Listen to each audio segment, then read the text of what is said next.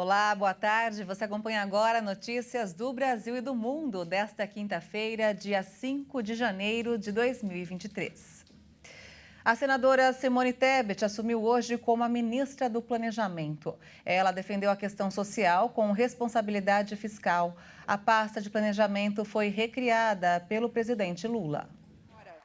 Simone Tebet assumiu o Ministério do Planejamento, agradecendo a Deus e ao presidente Lula pela confiança depositada nela. Ela assumiu que esperava trabalhar em uma pasta social e que tinha divergências econômicas com Haddad, mas entendeu a missão dada pelo presidente de assumir um dos ministérios mais importantes do governo ligado ao orçamento.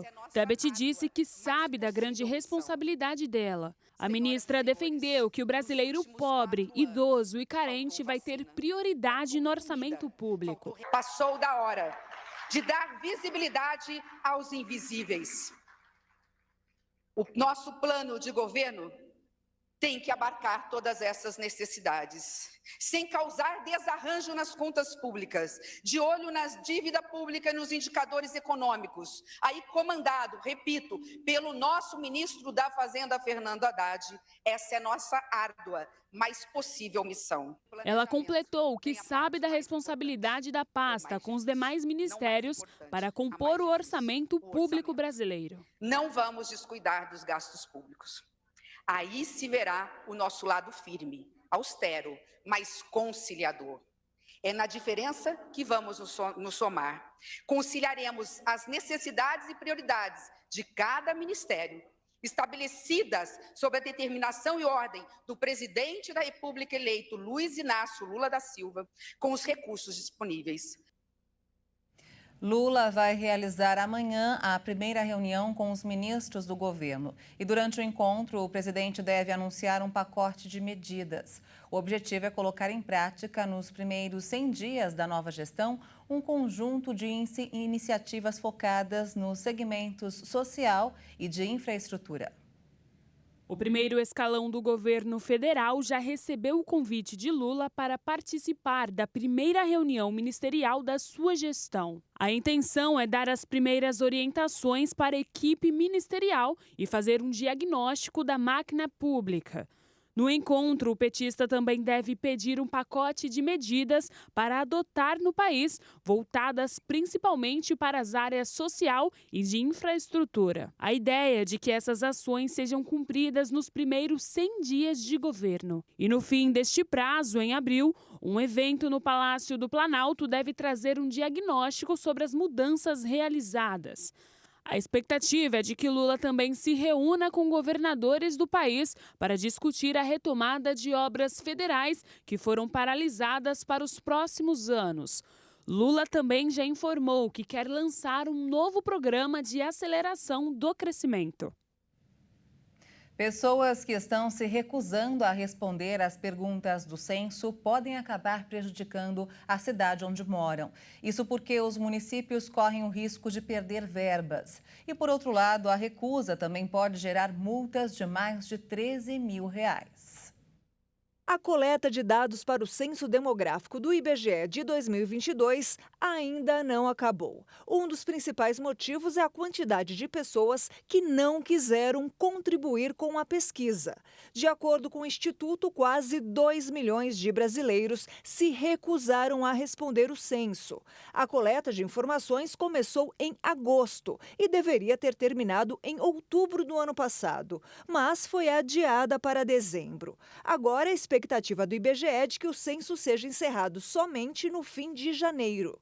De acordo com dados do IBGE, a média de rejeição à pesquisa nos estados brasileiros é de 2,82%.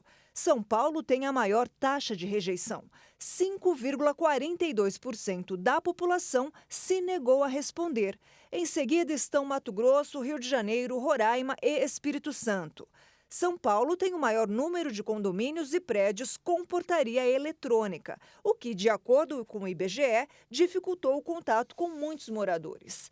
Responder ao IBGE é um dever legal de todos os brasileiros e aqueles que se recusarem podem ser multados em até R$13.200.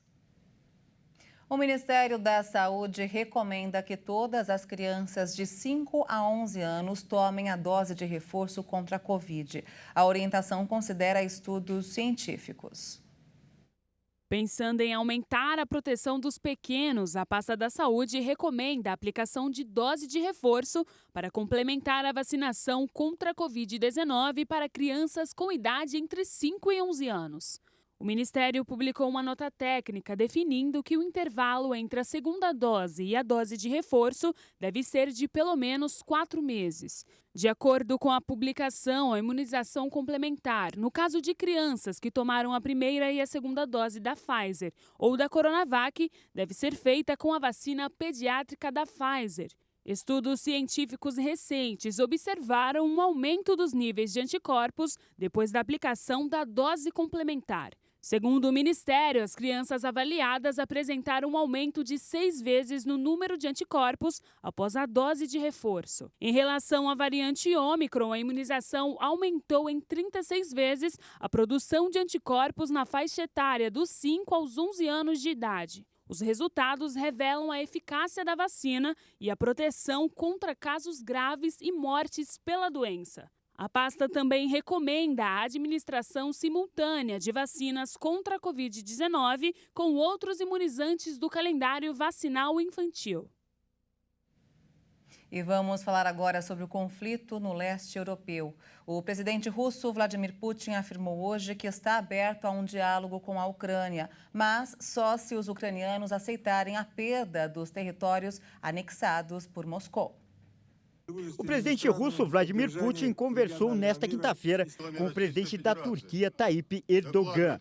Os dois discutiram uma série de questões energéticas, incluindo a construção de uma usina nuclear e a exportação de gás para a Turquia. De acordo com o Kremlin, durante a conversa com o líder turco, Putin reconheceu o papel destrutivo do Ocidente e reafirmou a abertura de um novo diálogo com a Ucrânia, desde que as autoridades de Kiev cumpram os requisitos propostos por Moscou.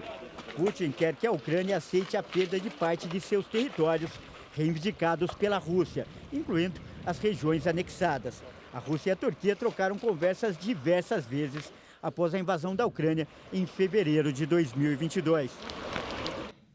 E com mais de 10 meses de duração, a guerra na Ucrânia desperta pedidos de paz ao redor do planeta. Hoje, o presidente da Turquia, amigo de Putin e mediador do conflito, pediu para que o líder russo dê trégua no confronto. Mesmo fazendo parte da OTAN, a Turquia não aderiu às sanções dos países ocidentais contra a Rússia e tenta adotar uma posição de mediação no conflito. Ao mesmo tempo que mantém boas relações com os russos, Ankara fornece armas aos ucranianos. O governo de Erdogan também intermediou um importante papel em negociações envolvendo os dois países, a exemplo do acordo que desbloqueou a exportação de grãos ucranianos pelo Mar Negro. Apesar dos apelos, um acordo de paz ainda parece distante, já que as negociações entre russos e ucranianos por um cessar-fogo estão paralisadas desde março de 2022. Em comunicado, a Rússia disse que está aberta ao diálogo, desde que a Ucrânia aceite as novas realidades territoriais decorrentes da ofensiva militar. Em setembro, o país de Vladimir Putin declarou a anexação unilateral de 4 regiões no sul e no leste ucranianos. As forças ucranianas recuperaram parte dos territórios, como a cidade de Kherson. A Amazon anunciou a demissão de mais de 18 mil funcionários de sua força de trabalho nos Estados Unidos e também na Europa. A empresa justificou a decisão pelo contexto de uma economia incerta. Outro motivo é o grande número de contratações desencadeada com muita velocidade durante a pandemia da Covid-19. O plano de redução de pessoal é o maior entre os recentes anúncios de cortes de empregos que afetam o setor de tecnologia dos Estados Unidos. É também o plano mais severo da gigante do varejo, com sede em Seattle. A diretoria da empresa disse estar ciente de que as demissões são difíceis para as pessoas e que trabalha para apoiar os afetados com pacotes que incluem indenização, seguro de saúde temporário e ajuda externa para encontrar trabalho. Os funcionários demitidos vão ser informados a partir de 18 de janeiro. Os números de cortes divulgados na quarta-feira são muito superiores aos que tinham sido revelados em novembro passado, que ficavam em torno de 10 mil empregos.